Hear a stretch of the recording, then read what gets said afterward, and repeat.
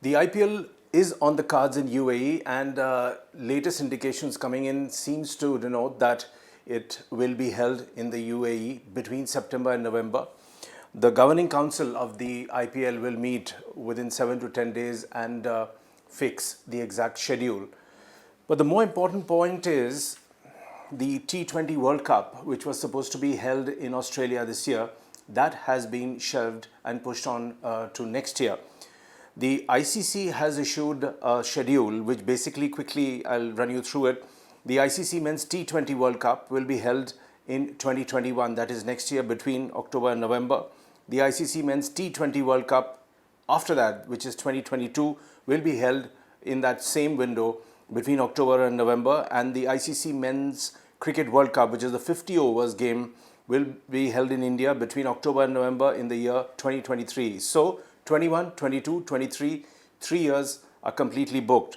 But coming to this year's postponement, now that has opened up the schedule for the IPL, and there are some positive reactions to it. There are some who don't have some great things to say about the IPL. So I'll run you through the pros and the cons and what some of their views are, and we'll talk about what the IPL really means, not only to India but to world cricket. So, where the IPL is concerned, the BCCI has a tentative schedule ready. The dates are basically September 26th to November 8th. So that is the window.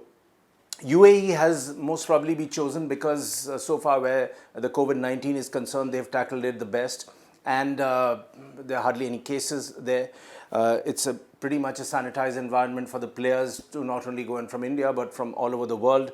So the general belief is that it would be a good bet, but let's not jump the gun. We will wait for a confirmation, but going by the possible indications, most probably it will be UAE. Star India, the broadcasting partner, from the reports which are coming in, hasn't expressed a great deal of happiness about the schedule. The reason being they want the final to be played on the Diwali weekend. Now the Diwali weekend would be November 14th, which is a Saturday.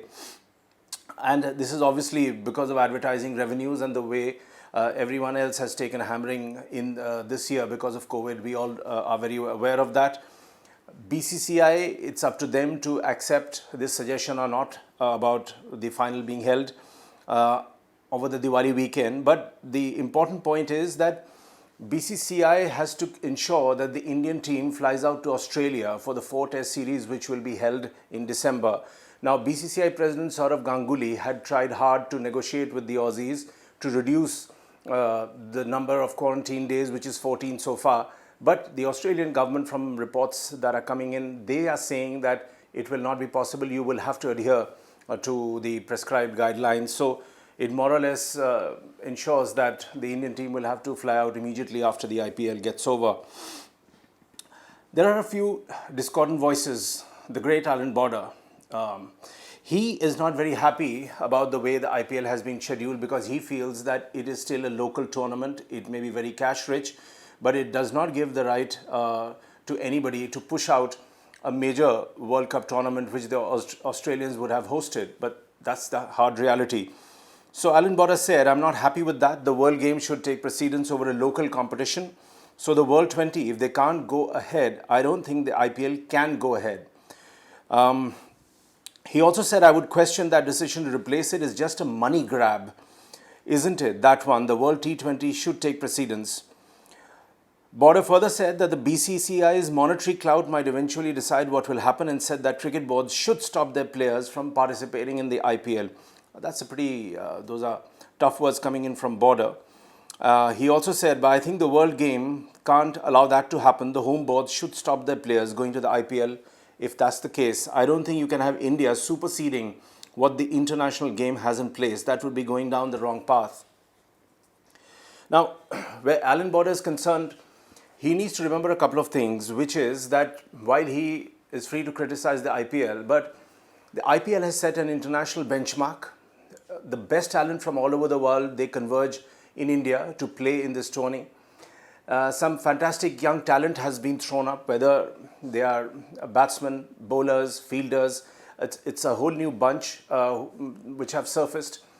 International players playing here, the young Indian players playing with them in the same dressing room has really led to a lot of maturity where cricket is concerned, some terrific performances, and that has translated into the longer format of the game too. Then there are the other leagues like the Caribbean League, the Bangladesh League, the Australian League. When you look at them, and Pakistan also, they can't measure up to the super branding of an IPL and the kind of excitement it generates and of course the numbers it generates. So we need to keep that in mind while listening to Alan Border. Michael Clarke, the former Australian captain, also had very strong words to say about the IPL, and he made a point saying that after India won the series against Australia, against Tim Paine's side, he felt that some of the players who had been signed on for the IPL were not pushy enough, they were not serious enough, or they did not push the Indians hard enough. Tim Paine was at pains to clarify the air, and he said we did the best we could. Some of the fast bowlers were equally annoyed, and they basically said that Michael Clarke was not making a point at all. My point here is that yes, there is money in the IPL, there is big money in the IPL, and if the cricketers are playing in such leagues and they want to play in such leagues, then one shouldn't brand them as pure mercenaries, because let's look at it, there are very few players who will play 20 years like a Sachin Tendulkar did. Even a 10-year to 12-year format, again, a certain small percentage of players can play that because there is a certain wear and tear if someone is playing in all three formats. Even if someone is not, there is a truncated lifespan. So if a player wants to make some money, there's no harm in it at all, and that too in a showcase tournament like the IPL. The IPL is also a great entertainer, and through the broadcast rights that Star India has, it goes out to so many millions of people all over the world. People are tuned in and then they watch. My last point is, do you remember Kerry Packer, who started the World Series cricket? And at that point in time, his 2IC or second in command was Tony Greig. So they broke some of the best players in the world. How? Because of the money factor. So they brought in the pajama cricket. They brought in cricket under in the shorter format. So there was a lot of hoopla. Some of the best players from the Caribbean, from Pakistan, they all converged there, from South Africa.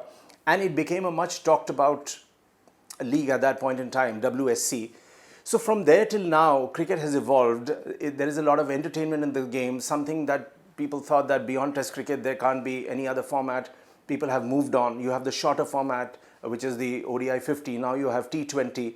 So it's changing. There is a pressure on cricket to not only get the eyeballs, you need people in attendance, because when you look at Test cricket, which happens in England and Australia, to pack stands, which is the Ashes, or when India goes to Australia, that same draw Test cricket does not seem to have in the subcontinent. Those are factors to worry about and not the IPL. IPL is doing its job. We should leave it at that and wait to see how in a bad COVID year, it can break the shackles and take the story forward.